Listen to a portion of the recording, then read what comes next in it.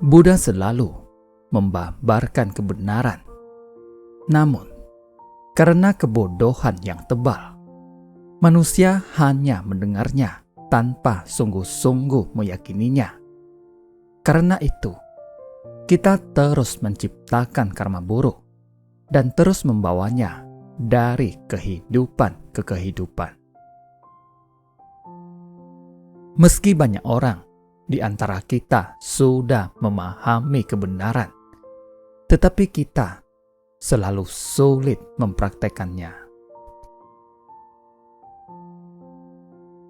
Kita hanya mengetahuinya, tetapi tidak bisa mempraktekannya.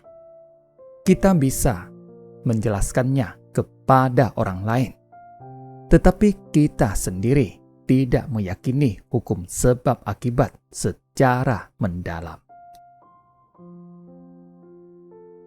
Karena itu, kita tidak tahu mengasihi diri sendiri dan tidak tahu bersumbangsi dengan penuh cinta kasih.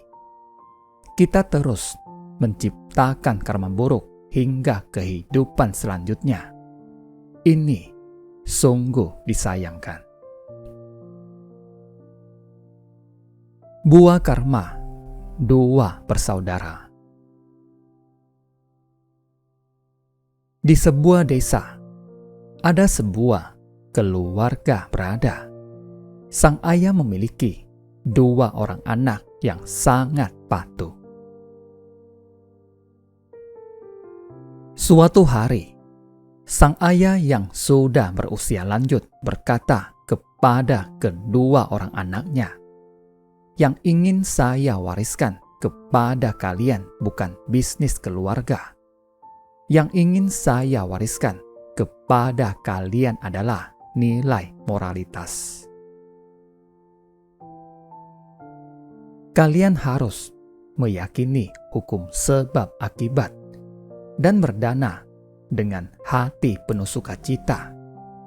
Kekayaan materi hanya bersifat sementara, tetapi kekayaan pahala bersifat abadi." Tidak lama kemudian, sang ayah meninggal dunia. Kedua anak itu sangat sedih. Anak sulung teringat kata-kata terakhir ayahnya sebelum meninggal, yaitu harus menjaga kekayaan pahala, bukan kekayaan materi.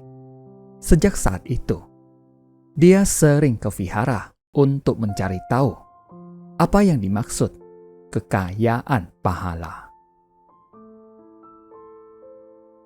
Dia mengkaji ajaran Buddha hingga sangat bersukacita. Dia juga sangat gemar berdana. Si adik tidak bisa mengerti mengapa kakaknya terus mendalami ajaran Buddha dan meninggalkan bisnis keluarga untuk dikelola oleh dirinya sendiri. Suatu hari, dia berkata kepada kakaknya, "Mengapa kamu tidak membantu saya mengelola bisnis?" Sang kakak berkata, "Ayah berkata kepada kita bahwa kekayaan materi adalah terbatas. Yang abadi adalah kekayaan pahala. Saya ingin memanfaatkan tubuh pemberian orang tua kita untuk menciptakan pahala bagi mereka." Si adik bertanya, "Bagaimana caranya?" Sang kakak menjawab, "Saya ingin memasuki pintu Buddha. Saya ingin mendedikasikan tubuh pemberian orang tua ini untuk 3 permata." Sejak saat itu, sang kakak sangat berfokus untuk mendalami ajaran Buddha, hingga akhirnya meninggalkan keduniawian. Si adik terus mengelola bisnis keluarga. 30 tahun kemudian, kekayaannya sudah berkali lipat. Namun, dia sudah tua sakit hingga akhirnya meninggal. Sekitar 4 atau 5 tahun kemudian, di sebuah desa ada seekor kerbau yang bekerja keras setiap hari. Pedati yang mulanya memuat barang 80% penuh, ditambah muatannya hingga melebihi 100%. Kerbau itu terus menarik pedati hingga akhirnya berhenti karena kelelahan. Petani itu lalu memukulinya.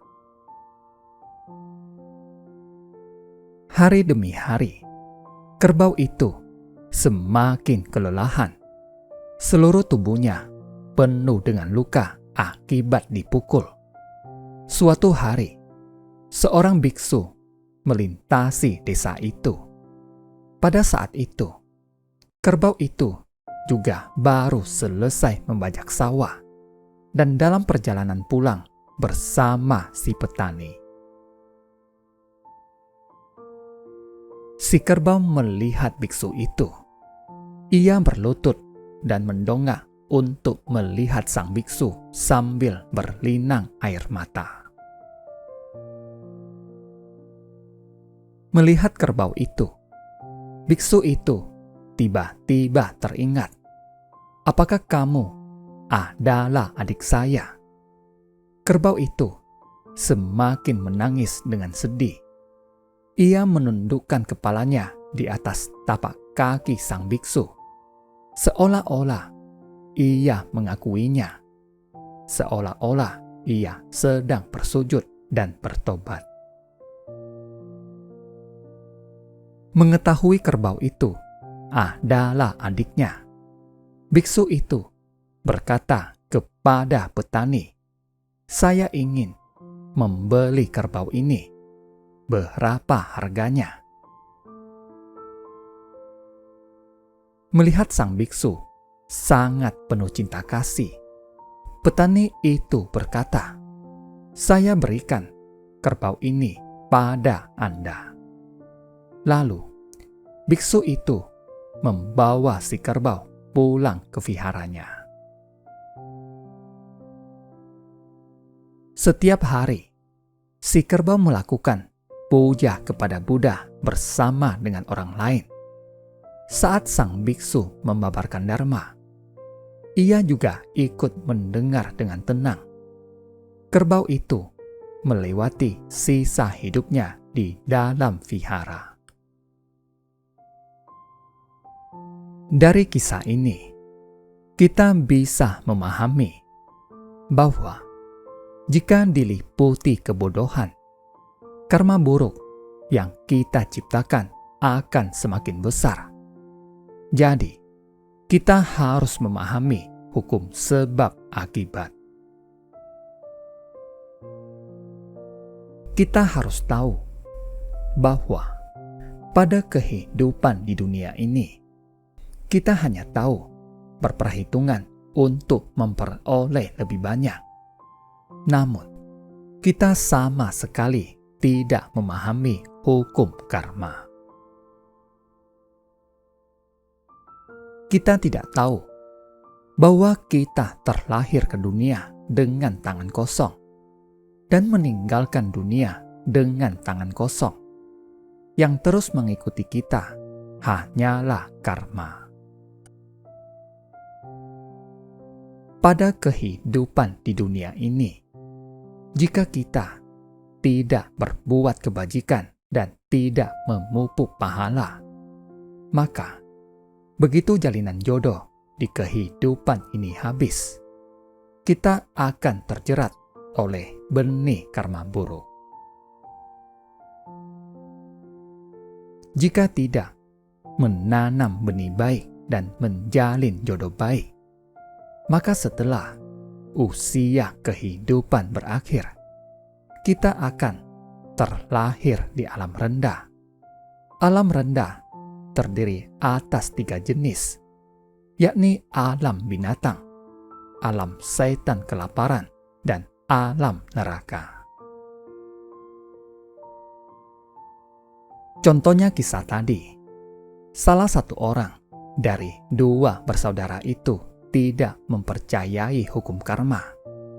Meski mendapatkan banyak uang, tetapi dia tetap terlahir di alam binatang. Dia terlahir sebagai kerbau yang harus bekerja keras. Jadi, kita sungguh harus melatih diri dan menciptakan berkah. Dengan begitu, barulah kita memiliki makanan spiritual dan kekayaan pahala untuk kehidupan mendatang. Terima kasih. Semoga bermanfaat.